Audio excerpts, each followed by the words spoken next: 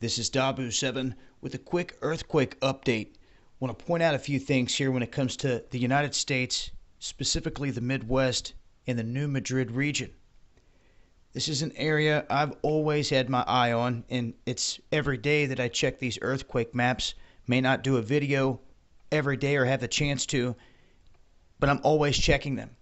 And I always see on a daily basis the patterns around the globe when it comes to these quakes. And there's common patterns that you will see, like Southern California swarms. These days, the fracking swarms in Oklahoma. But we've seen some odd events happen throughout the past couple of years. Like there were swarms that broke loose on the border here between several states. Big quakes that had hit in Mexico, even in the Gulf of California, in Texas. And a lot of people remember the big quake that struck out here and was felt in D.C. We also had this massive sonic boom that they're trying to say was military jets that was scrambled to go here and there, after at first they were saying they knew nothing.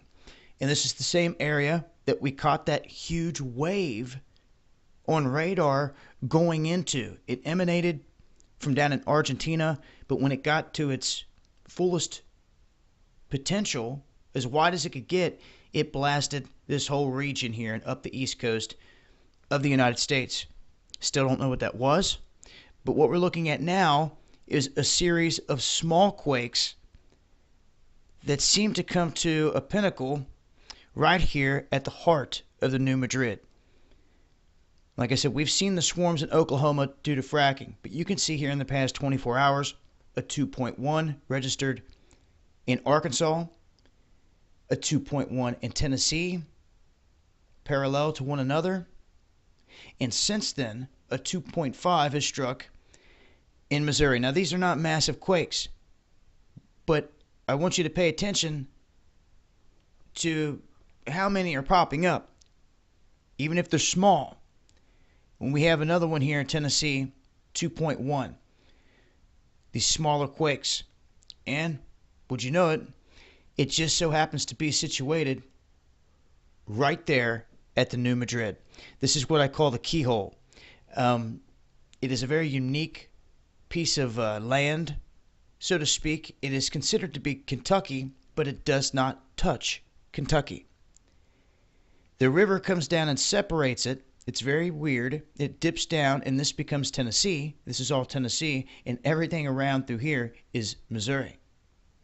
But surrounded by water is this island of Kentucky, and this is exactly where New Madrid sits.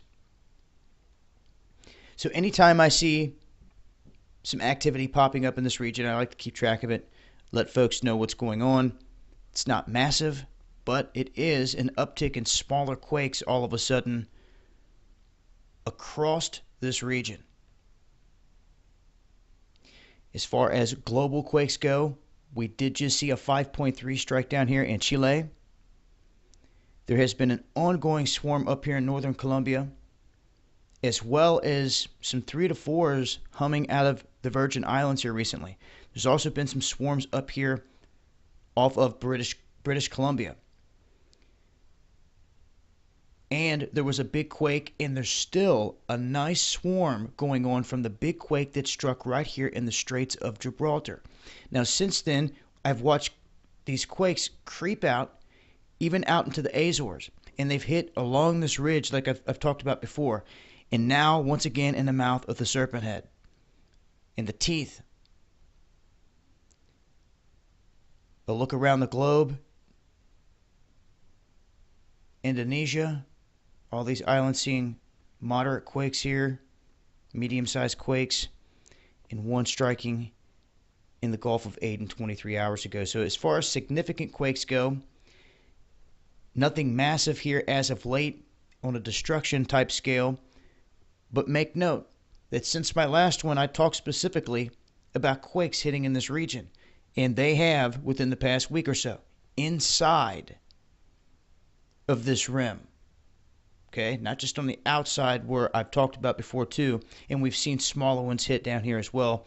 And I'd say keep an eye out for this quiet stretch, because I've said it before, you never know the magnitude of a quake, it's going to let loose. It's going to. If it's been quiet for all this time, eventually it'll let off a 5, 6, maybe a 7. And knowing where they hit, knowing these plate boundaries is a good thing.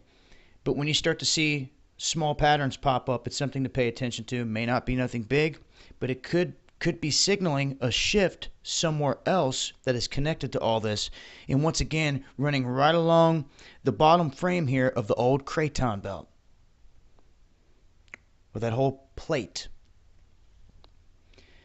So I'll leave a link. Make sure to tune in over on Dabu 777 tonight for Real Talk Live at 9 p.m. Eastern. That's our new time. We'll be discussing a lot over there with a lot of updates. It's been Dabu 7. Peace.